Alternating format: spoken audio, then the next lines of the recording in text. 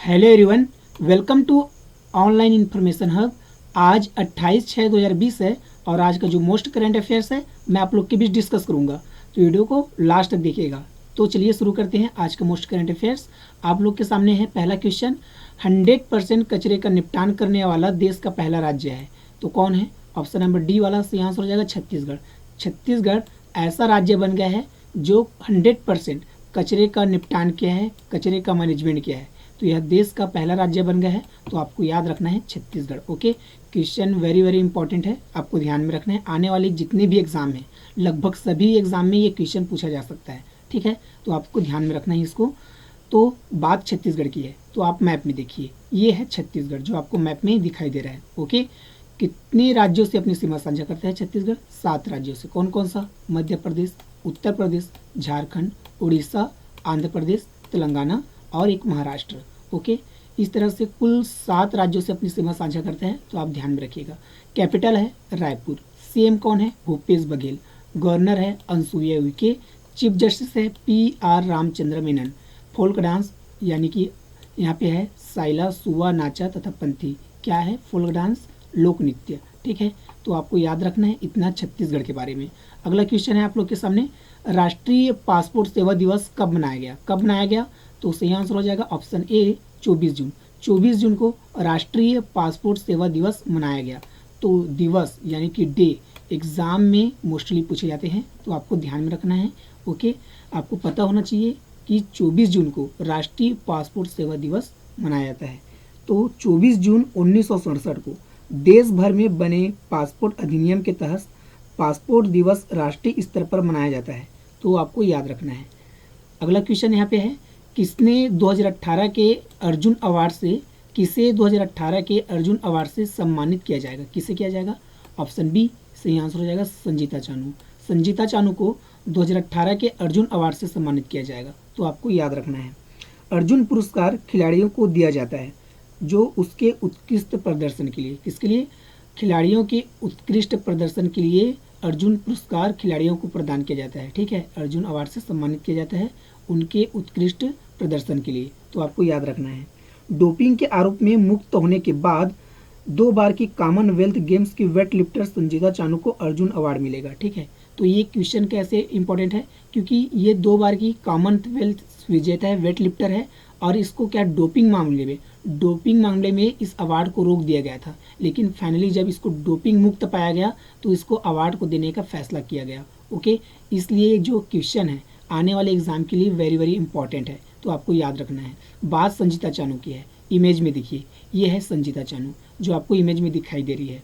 Okay, ये कहाँ से है? मणिपुर से है। चलिए जानिए इसके बारे में। 2 जनवरी 1994 को इसका जन्म हुआ। कहाँ? मणिपुर में। गोल्ड मेडल इन्होंने जीता है वेट लिफ्टिंग में। कब? 2018 कॉमनवेल्थ गेम्स में। कितने किलोग्राम और 53 किलोग्राम। तो ये जो कैटेगरी है 53 kg, ये आप याद रखिए, क्योंकि एग्जाम में जो है कैटेगरी पूछ दिया जाता है। क्या पूछता है? कैटेगरी। ओके, तो ये 53 कैटेगरी में खेलती थी, किलोग्राम कैटेगरी में। कौन? संजीता चानू, तो आपको याद रखना है। ओके, अगला क्वेश्चन यहाँ पे है, किस राज्य के रक्षा कॉन्क्लेव 2020 का उद्घाटन श्रीपद नाइक ने किया है? श्रीपद नाइक ने, तो किस राज्य के? ऑप्शन बी सही आंसर हो जाएगा गुजरात। गुजरात के रक्षा कॉन्क्लेव 2020 का उद्घाटन श्रीपद नाइक ने किया है, तो आपको याद रखना है। अब श्रीपद नाइक कौन है? तो रक्षा राज्य मंत्री है। कौन है? रक्षा राज्य मंत्री। अच्छा, ये रक्षा कॉन्क्लेव 2020 क्या होगा? तो ये क्या होगा? इसका जो काम होगा क्या होगा? महत्वपूर्ण रक्षा नीतियों के बारे में जानकारी देना इसका उद्देश्य है, ठीक है? इस रक्षा कॉन्क्लेव 2020 का उद्देश्य है महत्वपूर्ण रक्षा नीतियों के बारे में जानकारी देना। ओके, तो आपको याद रखना है गुजरात में इसका उद्घाटन हुआ। किसने किया? श्रीपद नाइक ने, तो आपको याद रखना है। अब बात गुजरात की है, तो आप मैप में देखिए, ये है मैप में गुजरात जो आपको दिखाई दे रहा है। ओके, आपको दिखाई दे रहा है मैप। कौन कौन से राज्यों से सीमा साझा कर रहा है? एक तो राजस्थान हो गया, दूसरा हो गया मध्य प्रदेश, और तीसरा क्या हो गया? आपका महाराष्ट्र। 3 राज्यों से अपनी सीमा साझा कर रहा है। एक कंट्री है पाकिस्तान, इनसे भी अपनी सीमा साझा करता है, आपको याद रखना है। कैपिटल है गांधीनगर। चीफ मिनिस्टर है विजय रूपानी। गवर्नर है आचार्य देवव्रत, और चीफ जज यहाँ पे प्रेजेंट टाइम में विक्रमनाथ। राज्यसभा यहाँ पे कितना है? 11 है।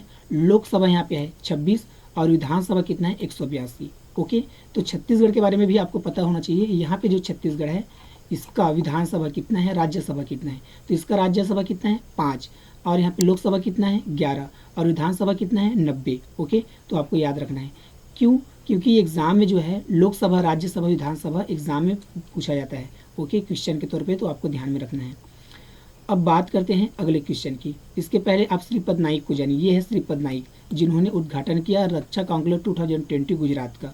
इनका जन्म हुआ 4 अक्टूबर 1952 को नॉर्थ गोवा में। ठीक है, कौन है ये? मेंबर ऑफ लोकसभा, ठीक है, सिंस 1999 में। ठीक है, 1999 में ये मेंबर थे, सदस्य थे किसके? लोकसभा के। लेकिन अभी क्या है?